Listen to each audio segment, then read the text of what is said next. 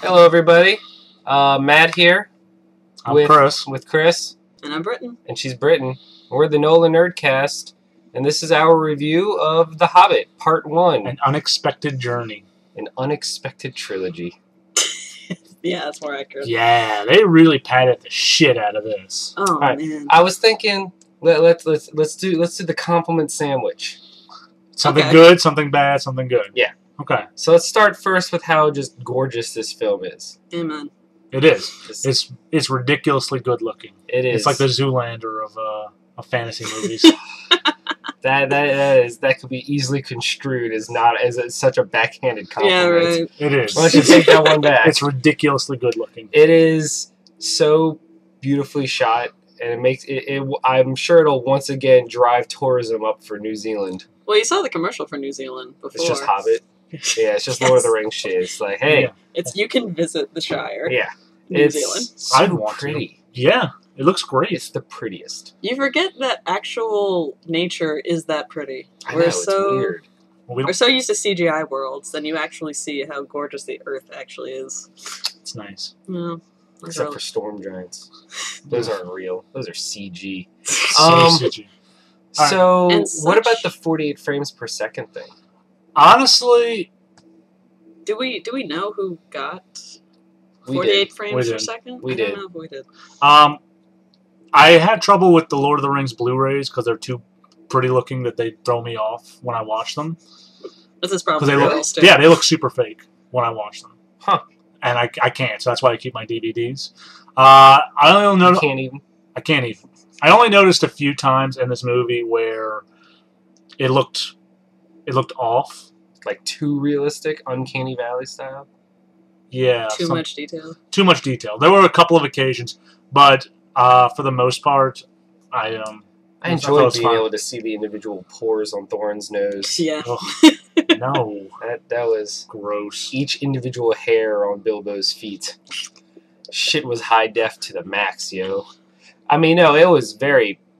I considering all the backlash that fans first had with the first footage, yeah, I thought that it was good. It was like watching a Blu-ray on the big screen. Yeah, I thought it was fine. I mean, there like I said, there were a few moments where it showed, but it was fine. Overall, so do you think 48 frames per second is going to be the new 3D, where that's going to be the new technology everyone pimps out now? It is, and it's not going to work because it's going to be like Alice in Wonderland or Clash of the Titans. Something's going to be up to 48 frames, and that's just not going to work. Where they're going to try to do it to everything. It's you don't need we don't need a 48 frame per second romantic comedy, but what are you going to do? Playing for keeps. Speaking of the 3D, we also saw it in 3D, and pretty much what I expected from someone like Peter Jackson, kind of like it was someone like, you knew it was going to be good. Yeah. And the 3D was very well done. Yeah. It gave you nice depth of field. It didn't have any cheap... It had one. Which one? There was a point in it where they or something. It was the butterfly. Okay, yeah, the butterfly. Oh, yeah. Yeah. Butterfly flew right into the 3D. But if that one moment, what's up? The way that they used it for the necromancer scene, Yeah, how that thing reached out at you, that honestly freaked me out. That was used really well. Yeah. Reading. And they just sucked into his throat. Don't touch Great. Do you hate my touch? Yes, I hate your touch. Okay. That has nothing to do with anything. So it's all nice. right, so we agree that this movie is very pretty, the 3D is very well done, and the 48 frames per second was not as bad as the people cried it out to be. Yeah. No, It should have really- been expected, considering it's the internet, and they blow Yeah, everything really. out of proportion. Yeah. No, it really works for the scope of the film. I thought It it was does. fine. Also, you might be enjoying this wonderful lighting that's on us. I thought I might have enjoyed it more if I was sitting a little further back. Yeah. Because I got a little motion sick in places. Yeah, I mean, that's the problem with getting in the upper middle. Yeah. Were you in IMAX 3D or? No, I missed the We were IMAX. supposed to be, but we clicked the wrong ticket. Yeah. So we were just regular 48 frames per second 3D. Mm-hmm. That's why Nola Nerds needs an intern. Yeah. So let's talk It's about true. the elephant in the room here about this film, which is The plot. just the fact that it was a proposed two-parter stretched into a trilogy, which means that unfortunately, as good as this film is and as enjoyable it is padded to hell and back. Oh my Oh, god. yeah. Hey, it's a Hobbit reference. I know, it was great. Thank you. I Um, appreciate it. yeah, this thing is padded as fuck. I mean, by the time anyone actually shows up at Frodo's house, it's been like half an hour. It's an hour for them to leave the show. Oh, Yeah, it was like an inverse Return of the King, where instead of 14 endings, there was 14 beginnings. Mm-hmm. Yeah. It was like, let's have the prologue, and let's have the thing that ties in Lord of the Rings with Frodo, and then let's have the Gandalf meeting Bilbo, and then let's have the dwarves show up, and then let's have the introspection, and then we leave. And then the title. Yeah, and then the title. I will say I really liked the prologue when they were explaining Erebor. Because that was never shown or told in the book, really. No, that was good. Yeah, I liked that. That was fun. And they really needed to do that, if only to show that the dragon exists, since we're not going to see him at all, pretty much. We saw a little bit. Someone said that maybe what they're going to do is this is the opening. Smaug will actually be the second film, and then the third film they're going to draw out that 5-army battle. Which I don't. This is all I want. I cannot wait for that 5-army battle. Yes, that is my favorite. That is why I prefer the Hobbit over the actual trilogy. It's because I love that sequence, the 5-army battle, so much. 5 armies. That's great. When the Griffins swoop in, and you're like, "Fuck yeah, Griffins!" And then you're like, "Yeah." Yeah. And then Tom Bombadil. This movie was super long and padded in places. There was the scene with the storm giants, which went on for no reason. Which was like one sentence in the book, but it went on for 10 minutes. Like 10 minutes. I mean, visually incredible. Yeah. And very interesting. And you're like, oh, edge of your seat. Oh my God, are they gonna get crushed? But that's the thing. It's kind of buzzkilly because we know, if you know anything about The Hobbit, you know that everybody survives. Yeah. Like all of the dwarves are gonna survive. Gandalf will survive. Some of the action sequences kind of felt like were like comedy sequences. Like there weren't any stakes. Like they were just kind of bumbling over each other and fighting things, and just like they all showed up okay. Well, yeah, I think that's part of it because especially when they mention that almost half of their troop aren't warriors, and yet they're slogging through hundreds of goblins like it's nothing. They're dwarves. They're sturdy. It's the fat guy just kind of bumping into people. And they're up against orcs, and they're up against goblins, which, as far as you can tell, are just mini orcs. They're up against the trolls, which are just bigger orcs. Can I point out that aside from Thorin, I don't know the name of any of the dwarves? No, they totally glossed over that. Yeah. They were like, there's Dwalin. The big Yamcha scarred. Yeah, and I know Gloin. Yeah, because he looks like Gimli. But like the rest of them.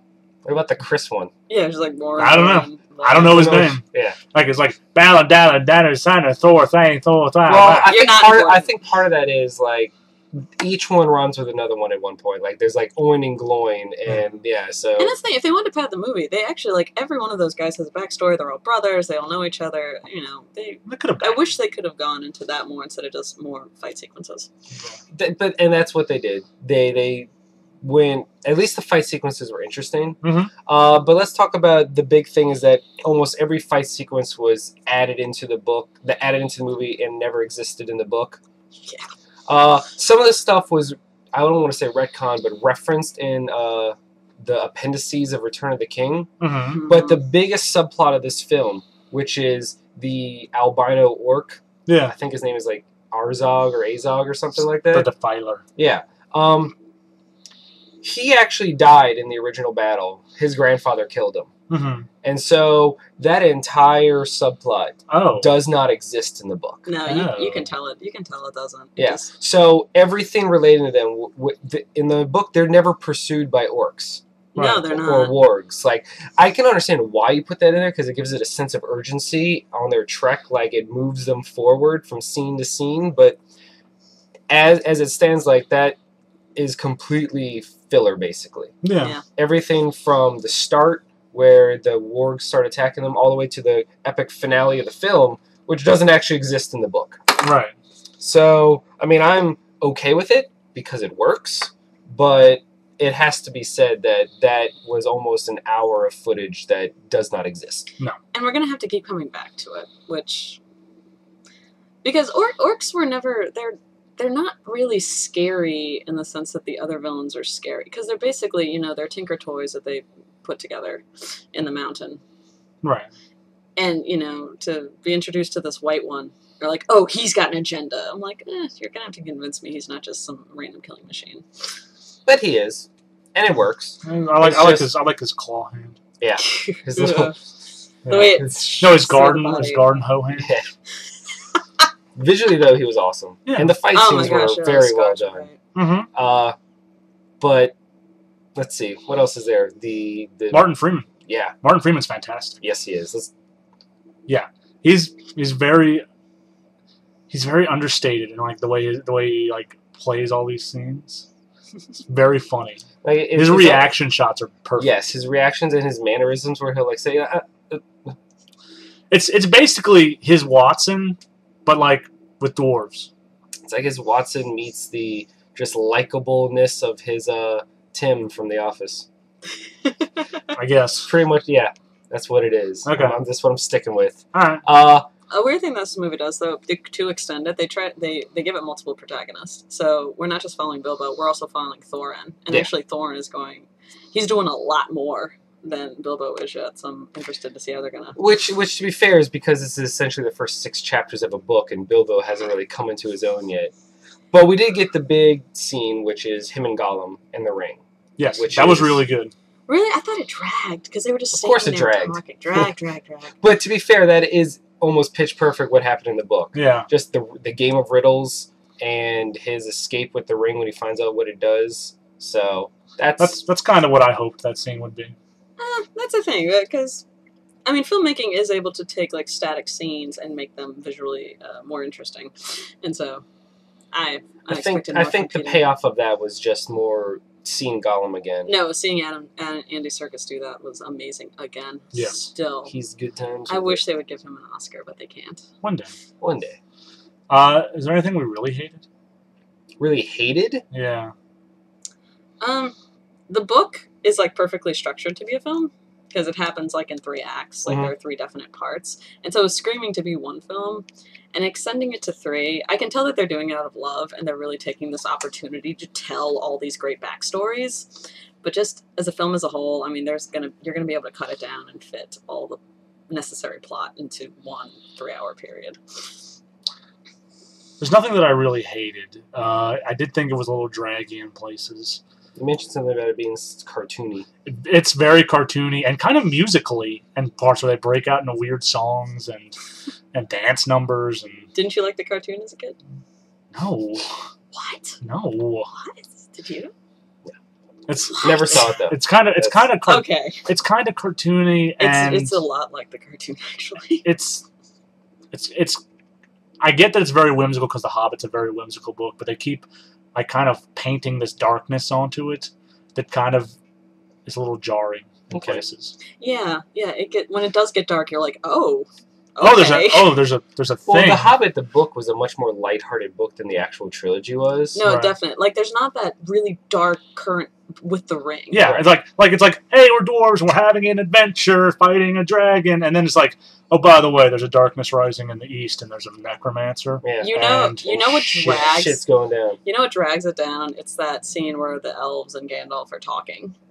Well, which it was also never in the book. Yeah, that's the thing. You can tell The Hobbit is a good story because it's actually very concise, and you can tell when they've added. But again, I think they put that scene in because you got to have Christopher Lee. Christopher Lee is still alive, and you got to have and fucking Hugo Weaving, because why not? Christopher Lee is still alive. You have to put him in your movie. So I wouldn't say I hated anything. It's just but I would say the thing that bothered me the most was the character of Radagast. Really? Why? Because never once in any Tolkien book is a wizard portrayed as anything as comical or goofy. And he was definitely played up as comic relief. And he just seemed bumbling and goofy. And, I mean, I know it's a nitpick, but Tolkien, every wizard he has ever portrayed is, like, just serious and badass and just really focused. Mm-hmm. And then he comes in and looks like a reject from, some kind of, like... Looks like a rejected dwarf. I'm trying to figure out what, like... I like his eyebrows. Do you? Yeah. With his little nest hair and everything. Like, he does exist. He's only mentioned briefly as being... But they could have done him up more seriously. With his, like, sled of rabbits and everything. Like, he rode a horse in the books. Like, the whole rabbit thing was just, again, for comic relief. But, what are you going to do? Well, so we are rapidly running out of time. Yep. Shoot. We're okay. Are we? Yeah. We can't post 15 again, remember? Okay, we should end it. Oh, well. Well, now, we might as well just keep going while we're at it, since we're already past our time. Okay. So let's do our, any last comments? What? So let's end it again on a high note. Yes. What was your favorite thing about the movie? Sexy dwarves. Every time Thorin got up and was like, "I'm gonna kill something," I was like, "All right." I'll watch that. Anything with Bilbo. I thought he was really the strongest part of this movie. Oh, hands down. Yeah. Galadriel's entrance. That's awesome. That was gorgeous. For me, it'd be Gandalf finally being useful. Because in the 3 Lord of the Rings movies, what did he actually do? Like, He's a bit of a Deus Ex Machina. I know, but in terms of Not like magic, every time. he never did anything in the films. Like, he had that one scene where it was like, "You shall not pass," Yeah. and then he had that like beam of light in and he got the Rohirrim. The Yep. Riders of Rohan. But he didn't do anything. Like, He got no them. magic. He didn't use magic. Oh. He used a horse. What I mean is, like, he did stuff in those films, but in this, he's actually showing that he's a powerful wizard. But here's the thing: they also have him doing it every 5. The dwarves look. That's what I wanted. They're not comic relief. But That's what I wanted. They look ridiculous. They look like they can't accomplish anything because he literally every time. I enjoyed the fact that They Gandalf use sense. actually did magic this time. And I don't care if it's Deus Ex, like when he knocked all the goblins off with the force spell or cracked open the rock to let the sun hit the trolls. Like, that's what I wanted. Because I was so upset with that Gandalf was basically a guide in the 3 films, and he never actually did anything magical. Well, he was on his own protagonist path. And, Right. he had to. But I still wanted to finally see. see it, and I got that. So that makes me happy. So if they do it again, the next 2 films. I'll still be happy. That's sad. I want him to do it. He's my magician. You should play harder to get. No, I'm good. I'm easy. I'm a cheap date. Yep. So let's give it our review. What do we give it out of 10? I'm going to give it an 8.5. I'm not certain if this is going to be a day 1 purchase. I have to think about it.